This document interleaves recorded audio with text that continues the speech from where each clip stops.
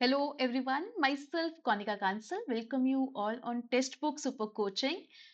So yes, आजकल हमारे mind में सबसे बड़ा क्वेश्चन है जेआरएफ कैसे होगा। सिलेबस कंप्लीट नहीं हुआ है, क्वेश्चन सॉल्व नहीं हो रहे हैं, in the end we feel frustrated, right? क्या ये सभी के साथ हो रहा है? कमेंट बॉक्स पर जरूर बताना। क्या यही अब हमारे माइंड में सुबह उठते हैं, सोते हैं शाम को, तो हमारे माइंड में ये चीज चल रही होती है कि हम जेआरएफ कैसे करेंगे। देखिए, इस फ्यू टाइम में सिलेबस को कैसे कंप्लीट करना है, क्वेश्चंस को कैसे सॉल्व करना है, इन द एंड ये सिलेबस एंड ये क्वेश्चंस ही हैं जिसके बेस पर आपका जेआरएफ होगा है। देखिए जी, सबसे पहली चीज आपके लिए क्या है? अभी आप ये लेके चलिए कि यू हैव ओनली 2 मंथ्स, हम ऑन एन एवरेज लेके चल रहे हैं। पेपर पोस्टपोन्ड हो रहा है, वॉट एवर, हमें नहीं पता। आप ये मान के चलो कि आपका पेपर जून में ही होना है।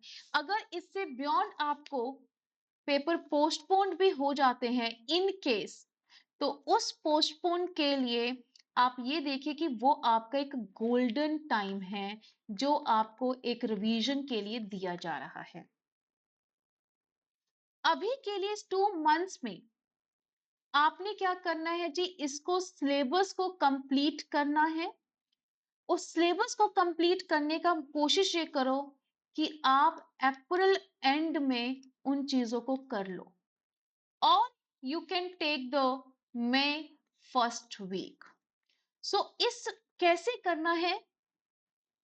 आप अगर जॉब कर रहे हैं या आप हाउसवाइफ हैं, ठीक है जी, या फिर आप अभी पोस्ट ग्रेजुएशन चल रही है उसमें बिजी हैं, तो आप कोशिश करो कि कम से कम 3 आवर्स आप जरूर निकालो। अगर हो सकते हैं रिकॉर्डेड सेशंस को सुनिए आप, ठीक है जी। अगर हो सकता है थोड़ा सा स्पीड अप करके आपके जो सेल्फ नोट्स, आपने कुछ ने ऐसे होते हैं कि पहले तैयारी करी होते हैं, अपने सेल्फ नोट्स को एक बार गो थ्रू करो। या बिल्कुल जो नए हैं उनको कोशिश करो कि 4 घंटे वो जरूर निकालें, सो दैट कि वो अपने सिलेबस के साथ बकलप कर सके पूरे दिन में। जब भी उठो बैठो, जब भी आपको लगता है 5-6 मिनट है, रिकॉर्डेड रजिस्ट्रेशन सुन के उसको सिलेबस को खत्म करो, ठीक है। रही बात जो सिर्फ और सिर्फ नेट की ही प्रिपरेशन कर रहे हैं, उनके पास मोस्टली जैसे सैटरडे संडे इनफ टाइम होता है, ये इनके लिए भी है कि सैटरडे संडे इनफ टाइम। और सेकेंड चीज क्या होती है कि इन सैटरडे संडे के अलावा अपने सिलेबस को रिकॉर्डेड आगे पीछे करके सुन लो। एक टाइम पर दो टॉपिक्स कंटिन्यू रखो। एक वो टॉपिक ले लो जो आपको लगता है प्रैक्टिकल है, एक टॉपिक वो ले लो जो आपको लगता है कि थ्योरी है। Like marketing is a theoretical subject, accounts is a practical, like HRM is a theory, business finance is the practical। 2 units को लेके चलो कि एक अगर कोई लाइव क्लासेस चल रही है वो कर लो, एक वो कर लो जो आपको लगता है कि हाँ जी हमारा ऑन द साइड हम रिकॉर्डेड सुन लेंगे। अगर आप सेल्फ प्रिपरेशन कर रहे हैं, स्लॉट बांध लो कि बिफोर लंच पेपर 1 करना है, आफ्टर लंच पेपर 2 करना है, और उसमें भी 1 घंटा इस यूनिट को देना है, 1.5 घंटा इस यूनिट को देना है। वो डिपेंड करता है कि आप पूरे दिन में आपके पास how many hours you have. किसी के पास कोई बोले कि मैम मैं 8 घंटे स्टडी कर सकता हूँ, कोई कहते हैं मैम मैं 7 आवर्स स्टडी कर सकता हूँ, कोई कहता है जी मैं 9 आवर्स स्टडी कर सकता हूँ, कोई कहते हैं जी मैं 6 आवर्स, 3 आवर्स, 2 आवर्स। सबका अपना अपना एक बेस है। बट आप कितने मर्जी आवर्स फ्री हो, उसको डिवाइड कर लो, उसकी एक रेशो बना लो। आप उसकी रेशो बना लो, आप उसमें रेशो बना लो 2:2:2:1। ठीक है जी, कि आप जितना भी टाइम है उसका 1 पोर्शन पेपर 1 के लिए देना है, उसका 2 पोर्शन आपने पेपर 2 के लिए देना है। क्योंकि 2 पोर्शन पेपर 2 इसलिए कह रही हूँ क्योंकि अगर आप 2 यूनिट्स पैरेलल चला रहे हैं, और इस टाइम पर आपको ये चीज साथ साथ रिवीजन के लिए भी देनी है। आप सिर्फ थ्योरी कंप्लीट करते जाएंगे नहीं चलेगा। आपको थ्योरी के साथ पेपर 1 रिवीजन भी जरूरी है। जो फुल डे पढ़ा है उसको रिवाइज करना, उसके बेस पर अगर आपके क्वेश्चंस है उन्हीं टॉपिक के बेस पर उन क्वेश्चंस को सॉल्व करना, तो वो आपका पैरेलल चलना चाहिए है। आप पूरे दिन का एक शेड्यूल फिक्स कर लो कि इस पूरे दिन में मैंने ये यूनिट्स कवर करने हैं, रात को 2 घंटे उसको रिवाइज करना, उसके रिलेटेड क्वेश्चंस करने हैं, वाईटी पर सेशंस हो रहे हैं वो सॉल्व करने हैं। ठीक है जी। और सेकंड एलिमेंट रहता है कि क्वेश्चंस को कैसे सॉल्व करें, कि क्वेश्चन सॉल्व करने की हमारी इन द एंड ट्रिक क्या है। देखो, क्वेश्चंस रॉन्ग होने के वेरियस रीजंस हो सकते हैं। मैंने अगर आपको एक क्वेश्चन दिया है, A option, B option, C option, D option, E option, आप कहते हैं कि मैम ये क्वेश्चन गलत होगा, व्हाट इज द रीजन? क्या आपको पता है वो रीजन क्या है? क्या आपने उस क्वेश्चन को read that question very carefully? ठीक है जी। आप क्वेश्चन रीड नहीं करा है, आपकी वो कंसेप्ट वीक है। कंसेप्ट वीक का मतलब क्या है कि आपने उसको अच्छे से रिवाइज ही नहीं करा है। ठीक है जी। थर्ड होता है कंसेप्ट वीक के साथ एक होता है अननोन कंसेप्ट। ठीक है, हमें वो कंसेप्ट नहीं आता, हमने कभी पढ़ा नहीं है।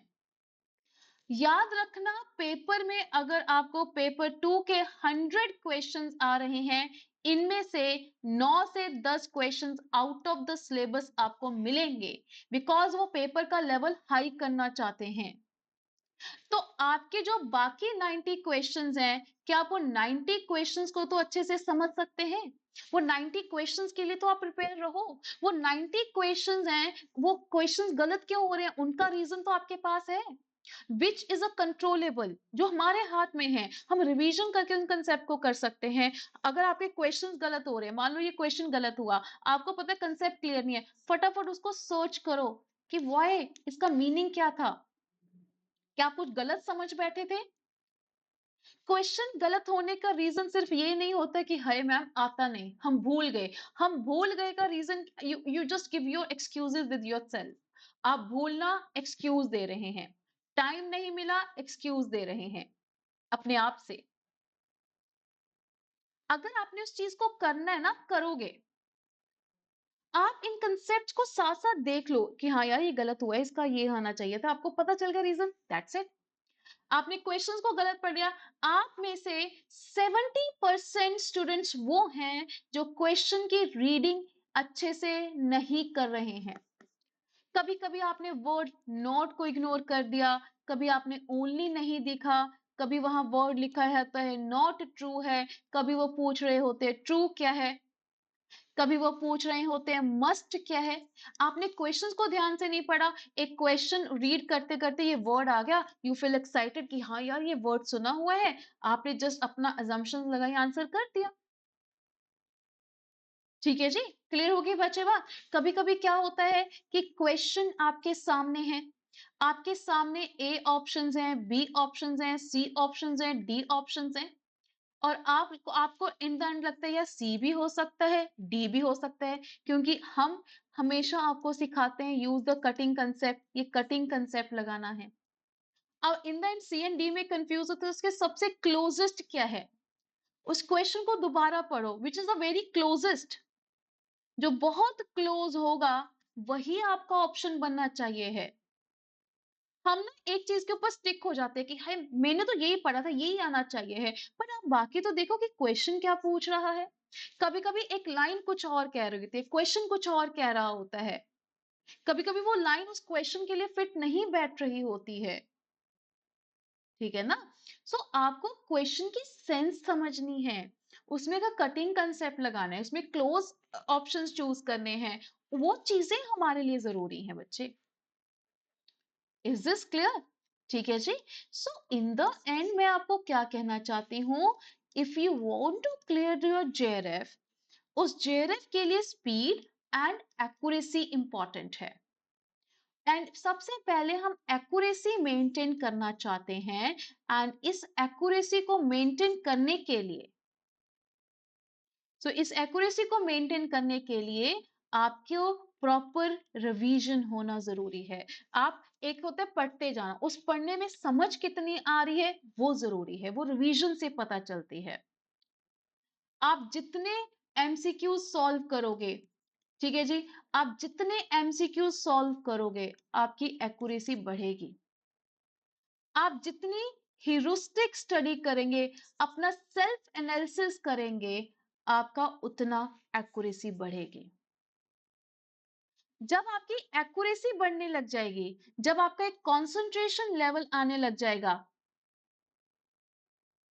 देन स्पीड पे ऊपर फिर फोकस करते हैं, जिसके लिए आपको पोल बेस्ड क्वेश्चन सॉल्व करने होते हैं, जिसके बेस पर आपको टाइमर के साथ फटाफट क्वेश्चन आया, 1 मिनट में एक क्वेश्चन करने का टारगेट करो। कुछ क्वेश्चंस ऐसे होते हैं 30-40 सेकेंड्स में भी हो जाते हैं, ठीक है। इस बेस पर हमने इसकी प्रिपरेशन करनी है। Is this clear guys? ठीक है जी। This is the important thing जो हमें अपने जेआरएफ के लिए चाहिए है। सिलेबस कंप्लीट करना मई तक का टाइम है, मई के फर्स्ट वीक तक सिलेबस कंप्लीट करो। उठो, सुबह उठते बैठते आप जितनी कमिटमेंट्स हैं जो आप पोस्टपोन कर सकते हो, उन कमिटमेंट को खत्म कर दो, निकाल दो। अभी के लिए 2 महीने की कमिटमेंट है जेआरएफ। Is this clear? ठीक है जी। This is the whole about the today concept video. I hope कि आप इन चीजों को समझेंगे और अभी से एप्लीकेबल करेंगे। All the very best guys, thank you.